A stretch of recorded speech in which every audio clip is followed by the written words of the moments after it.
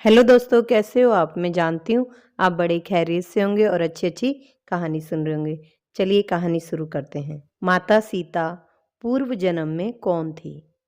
मर्यादा पुरुषोत्तम प्रभु श्री राम की धर्मपत्नी माता सीता, जिन्हें लोग जानकी, मैथिली, वैदवी और ना जाने किन किन नामों से जानते हैं। माना तो ये भी जाता है कि माता सीता देवी महालक्ष्मी का अवतार है। लेकिन क्या आप जानते हैं कि माता सीता ने राजा जनक के घर में क्यों जन्म लिया? अपने पूर्व जन्म में कौन थी माता सीता? जब जब धर्म की हानि होती है और पाप बढ़ता है, तब तब भगवान धरती पर प्रकट होते हैं। ये संपूर्ण सृष्टि भगवती जगदम्बा की ही माया है। आज से कई वर्ष पूर्व त्रेता युग में एक समय भगवान श्री हरि विष्णु क्षीर सागर में योग निद्रा में लीन थे और देवी लक्ष्मी प्रभु के चरण दबा रही थी। तब भगवती लक्ष्मी ने श्री हरि के हृदय में विराजमान हो प्रभु से प्रार्थना करी कि मैं पृथ्वी लोक पर कुछ समय के लिए जाना चाहती हूँ। और इस प्रकार श्री हरि की स्वीकृति लेकर देवी लक्ष्मी पृथ्वी लोक के भ्रमण पर चली गई और वहाँ देवी की भेंट देवताओं के गुरु बृहस्पति से हुई।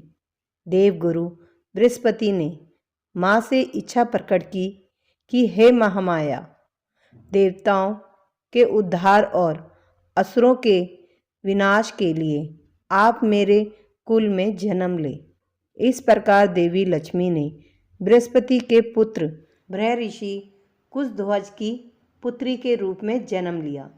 अपने जन्म के कुछ समय बाद ही उस कन्या को वेदों का ज्ञान हो गया था, इसलिए उस कन्या का नाम वेदवती रखा गया। वेदवती एक बहुत ही सुंदर कन्या थी जो भगवान विष्णु की परम भक्त थी। वेदवती अपनी भक्ति में इतनी लीन हो गई कि भगवान विष्णु से प्रेम करने लगी। अपने मन में श्री हरि से विवाह की इच्छा लेकर कठोर तपस्या करने लगी। पालनकर्ता श्री हरि ने वेदवती को दर्शन देकर कहा कि इस विष्णु स्वरूप में मैं आपकी यह मनोकामना पूर्ण नहीं कर सकता, किंतु अगले अवतार में मैं आपकी मनोकामना पूर्ण होने का वचन देता हूँ।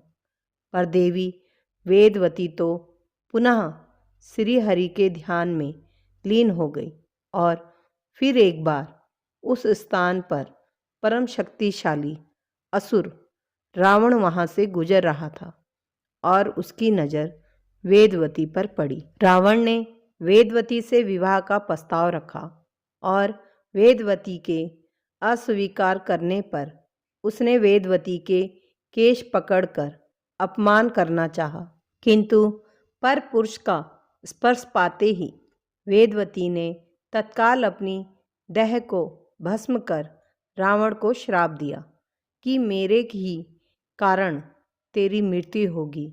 मैं ही तेरे अहंकार और संपूर्ण कुल का सर्वनाश करूंगी। फिर क्या था, वेदवती ही अपने अगले जन्म में मिथिला नरेश जनक की पुत्री सीता के रूप में प्रकट हुई। मिथिला नगर में भयंकर अकाल के कारण जब सूखा पड़ गया तो वहाँ के दुख दूर करने मिथिला नगर में साक्षात भगवती लक्ष्मी स्वरूप वेदवती ने अवतार लिया।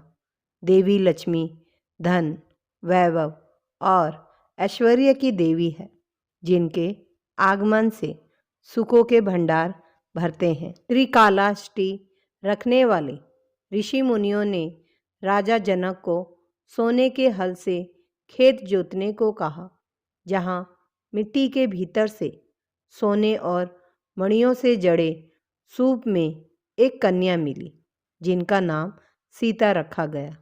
राजा जनक की पुत्री होने के कारण माता सीता को जानकी नाम से भी संबोधित किया जाता है। उस कन्या के जन्म लेते ही वर्षा होने लगी और हरी हरी खेती सरसर लहराने लगी। राज्य में धन वैभव बढ़ता गया।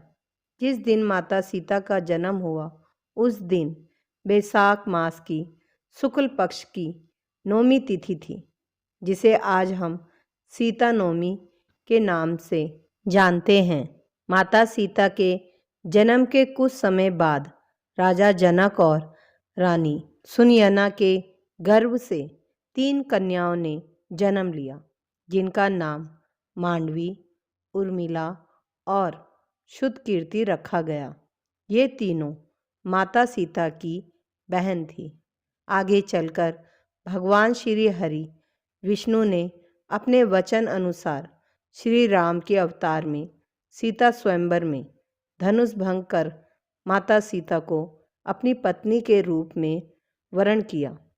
तो वहीं माता सीता की बहन मांडवी का विवाह श्री राम के भाई भरत, उर्मिला का लक्ष्मण और शत्रुघ्न का शुद्धकीर्ति से संपन्न हुआ।